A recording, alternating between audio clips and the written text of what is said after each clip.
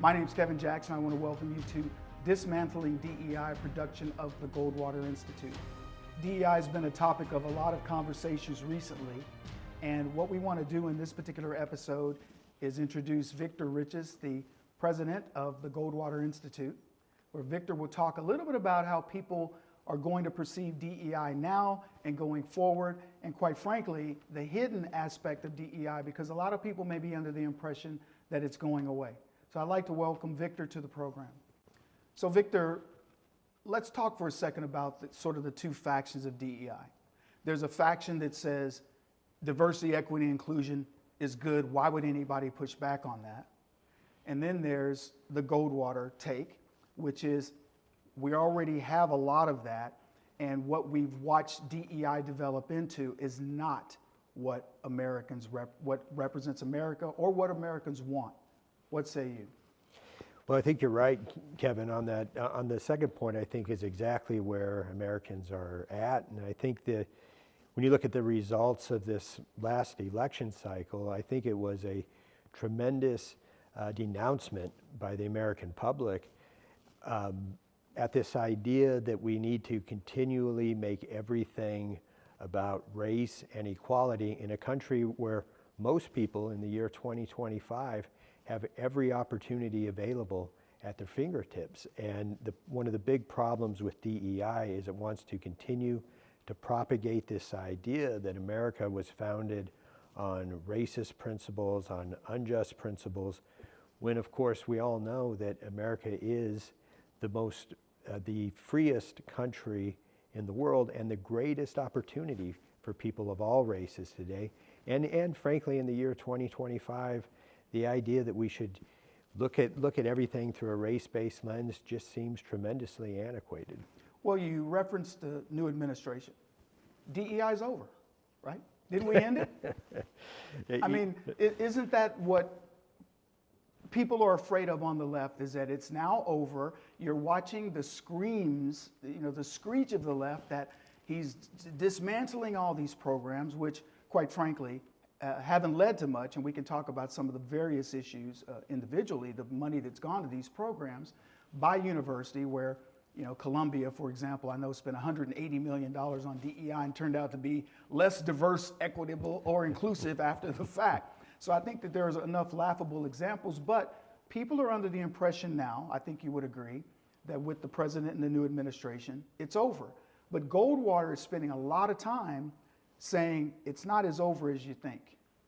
Sure.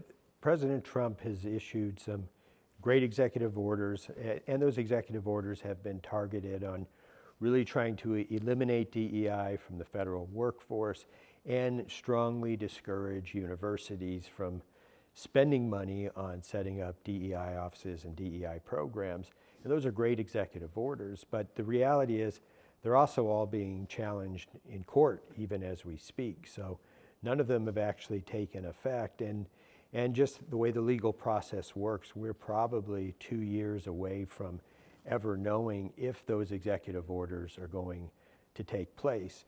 And one of the problems with executive orders in general is that they don't have the ultimate force of permanent law. So as you can imagine, when a new administration comes in, if that administration disagrees with President Trump's executive orders, day one, those orders are going to be overturned.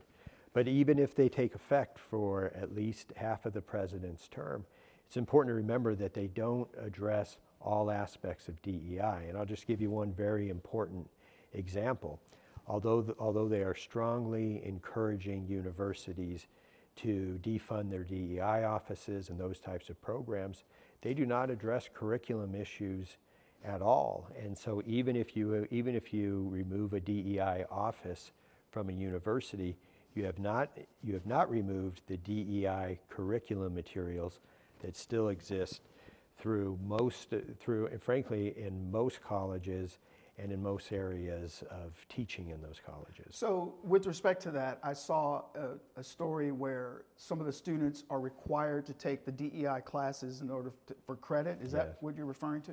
Yes, and that happens at a number of universities across the country where literally as a graduation requirement, you must take at least one DEI course, and of course in some colleges it's a lot more than that, but you literally have to take DEI courses to graduate. And it's important to remember, we're talking about taxpayer-funded universities.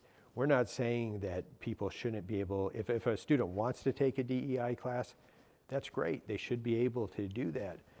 But the taxpayers should not be forced to spend money on things that require students to take courses which they fundamentally disagree with. Well, let's make a distinction. The president is saying to universities, if you continue this, we're going to remove your federal funding for the ones that this applies. But you're saying that while that may happen at the administrative level, it's not going to get rid of those types of programs, correct? Yeah, that's absolutely correct. It doesn't get rid of those programs at the state level in terms of the teaching of DEI coursework. And even with those executive orders, as I mentioned earlier, it's important to remember that these executive orders are temporary in nature. So it's still very important that we run legislation, state-based legislation, to defund these DEI offices permanently at the state level. And I can give you one great example. We actually passed legislation a couple of years ago out in Texas, completely defunded the DEI offices out there, and the result was that 21 DEI offices closed down across the state, and that actually saved taxpayers $25 million. So these things have real world effect, but the most effective way of achieving that is through permanent legislation, sure, as opposed to temporary executive orders. Although I want to stress, the executive orders really do send a powerful message to universities and to others that you really shouldn't be doing this, but the permanent solution is always going to be legislation. Well, there's one thing you said that I want to touch on. I think it's important. You said if you want to teach it and a student wants to learn DEI, fine. Yes, absolutely. But as far as mandatory, it shouldn't be mandatory. Absolutely. Absolutely. A student should not be forced to take courses in order to graduate that they completely disagree with. And the same thing with teachers. We have teachers across the country that are being forced to sign DEI statements, right, in order to work at those universities. Teachers should not be forced to commit a fealty to an ideology that they completely disagree with. Right. And frankly, an ideology that the bulk of Americans disagree with. So let's talk about academia that's sort of bred this DEI mentality now that it's become infused into culture. And it's become infused, quite frankly, into corporate America. And I find it a little bit frightening, and I predicted this, by the way, that we would watch this, because people were asking, you've got all these degrees dedicated to DEI, you've got all this pervasiveness in the, what they call the people areas, where they've got HR for blacks, Hispanics, gays, et cetera, all these different HR, and people are going, well, where's that gonna go? And I said, it'll go to corporate America. And what used to be the HR department now has 15 different entities, because they've got something for everything that's out there. As it's moving, and I don't know if Goldwater is looking to address it from a corporate standpoint, it looks like you're looking more to cut the head off the snake at academia, because that's where it's sort of going. But can you maybe expound on how it's migrated from academia into pop culture with pronouns and all the things that we face, changing the language? We've seen it sort of go into this direction to lunacy, and now with what President Trump is doing and what Goldwater is attempting to do in academia, do you see this sort of the corporate sort of mitigating it or stepping back from it a bit? I suspect that's what's going to happen, and it really is. It's a sad commentary, I think, in society in general, where you have corporate America or businesses that feel like they must follow the lead of the government just to be able to run a successful business. And one of the things that I'm certainly hopeful with President Trump and his administration is he can turn that back around the way it's supposed to be. The government should not be leading corporate America. Corporate America should be leading the government. So I am hopeful that these changes to DEI policies and this what is largely a wholesale rejection of DEI policies by the broader public will also trickle down to private businesses and corporations. So, Victor, I mentioned earlier when I introduced you that DEI was dead, and we know it's not. We're seeing people in the left, and I don't like making things political, but let's face it, this is more of a, quote, liberal type policy.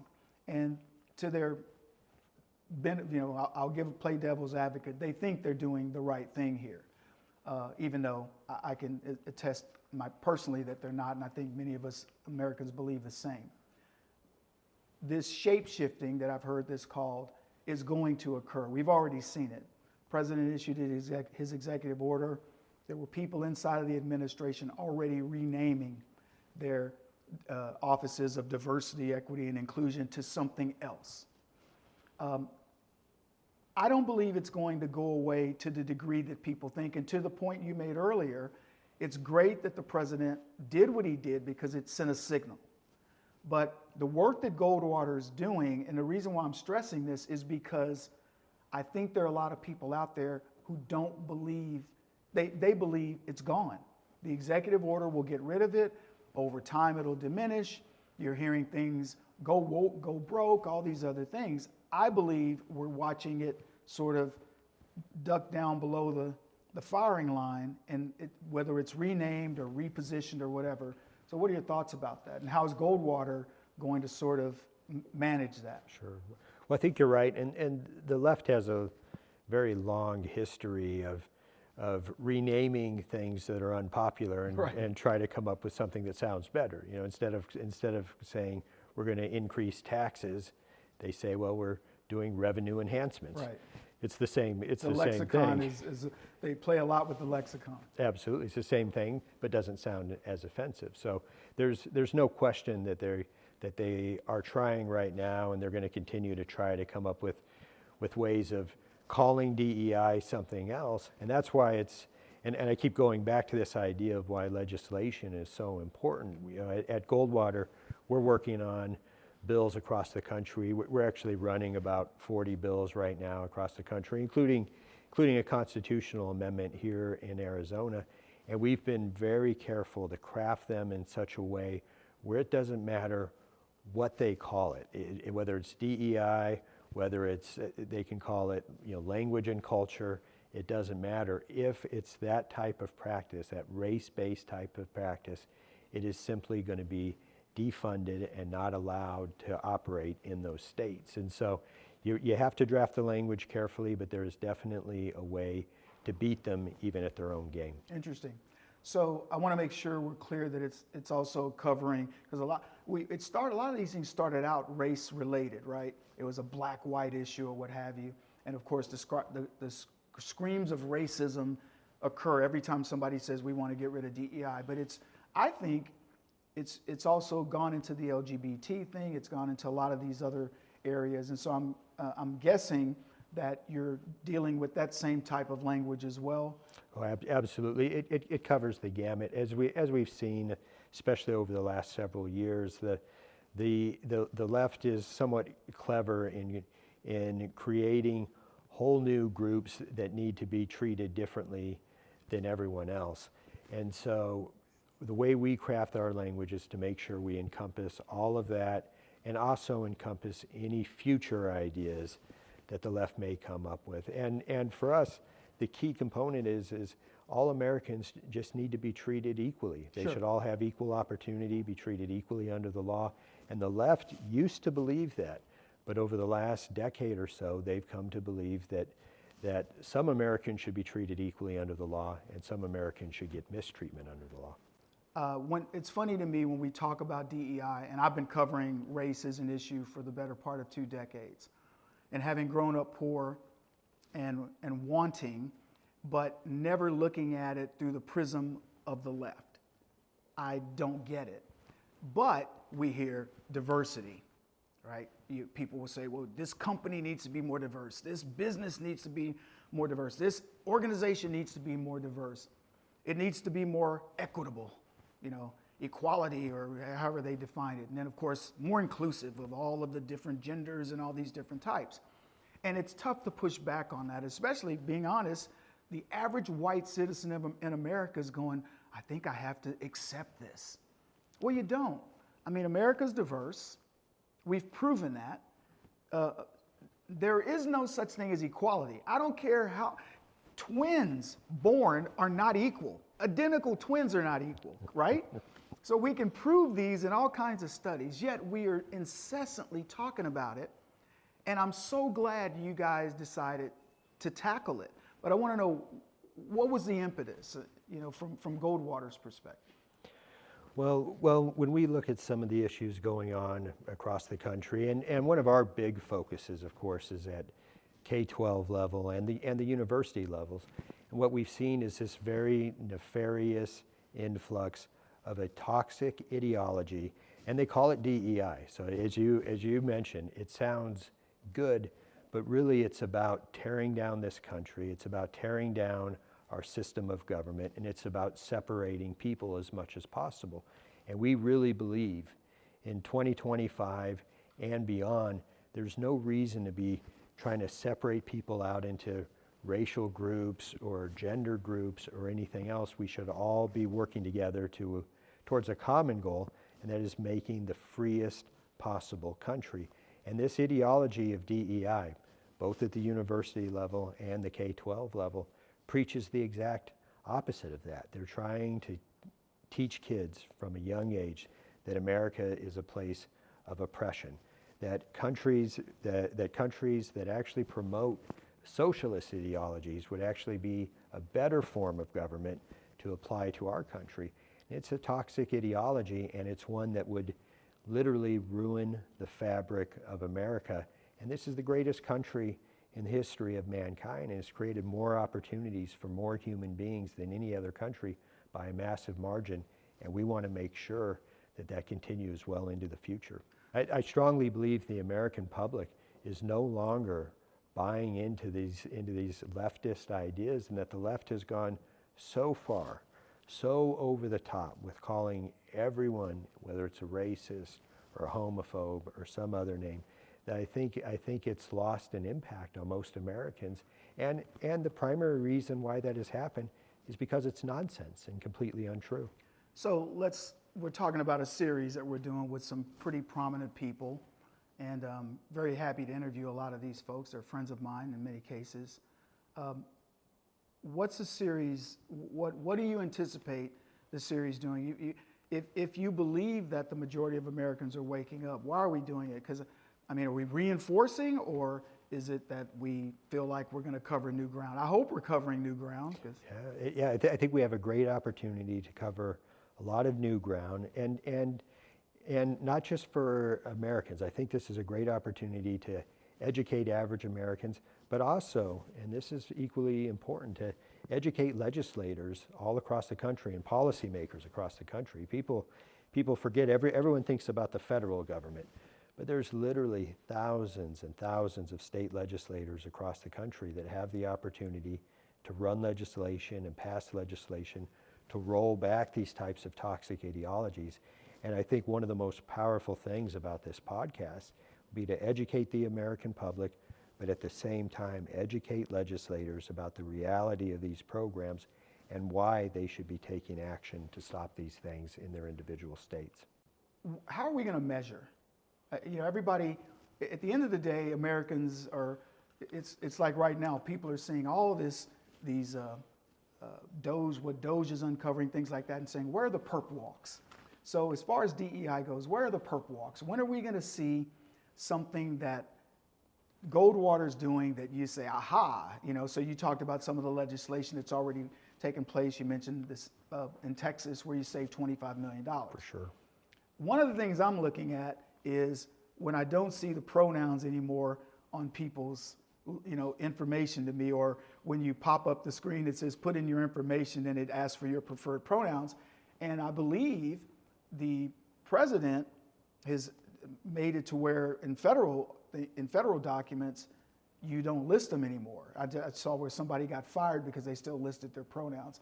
So how would you say people can measure what Well, Goldwater's doing? Well, I think at the end of the day, the best way to measure it is what effect are these pieces of legislation having? And I mentioned out in Texas, it's a measurable effect. We know how many DEI offices have been closed down. We know how much money that's saving taxpayers. And when you start stretching that out across the country, I'll just give you an example.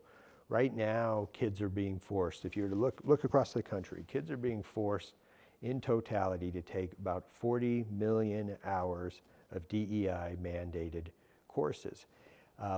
When we start rolling that stuff back, we will be able to measure that and then measure the savings associated with it, not only to the universities, but also to society as a whole. Because I think it's important to remember, one of the big problems with this is that, imagine this, if we have Americans, 40 million of them, being forced to take these types of courses, that's 40 million hours that could be spent learning science, math, business, the sort of things that make us competitive in a global economy.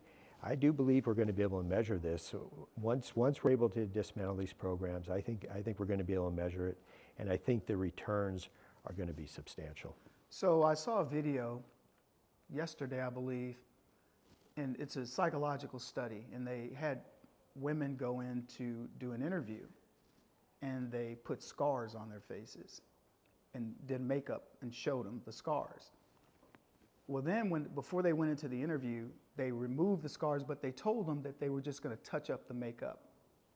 And the women go into the interviews, and when they exited the interviews, they said, well, what are your thoughts? And almost all the women said, I felt like they were talking about my scars. That, they were, the questions were referencing my victimhood here. And then they show them the mirror, and of course the scars have been removed. And what the study is it's showing you that you can create victims.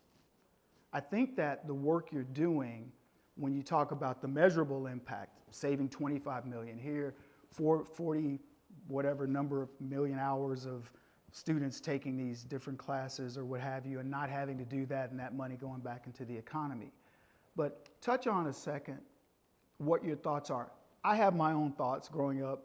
As a victim, you can probably guess why, Victor. So America would have you believe I'm a victim. But touch on what you think the societal impact of what Goldwater is doing, because I know we always want to look for the measurable piece, and that's fine, and I think we should. But I think that other side is probably a bigger thing in the long run. Well, I think you're right, and it's important that we get back to the idea of equal treatment under the law, equal opportunity for all, and equal treatment under the law. And I think when you try to perpetuate, and this is what the proponents of DEI and those types of teachings have tried to do, when you try to perpetuate from a young age, oftentimes in grade school, when you try to perpetuate a permanent victimhood, you're doing those students who will, of course, shortly be adults, you're doing them no favors in life, because as we all know, everyone that gets involved in business and the real world, the victimhood stuff falls away instantly. It just doesn't work in society. And so I think one of the biggest impacts this type of work will have is eliminate that mentality, or at least dramatically shrink that mentality, so that more and more people can have the opportunity to genuinely succeed in this country and not be held down by, frankly, a bunch of liberal academics who have never experienced any victimhood themselves, but think they know what's best for minorities and others. And I don't think most people in marginalized communities agree with that. It's virtue signaling at the highest level, because to infantilize a group of people because of color or It's a great way of putting it. Things like that, I think is just quite frankly something. It's completely un-American. Victor, I want to thank you. Hey, thank you, Great Kevin. information, great work that Goldwater is doing, and we hope you guys will obviously keep up the good work and get a lot of support from the people that, as I said earlier, DEI is not dying. it's taking a break to kind of see how to reform itself. And I think that what you guys are doing is going to push back on that substantially. Thank you very much.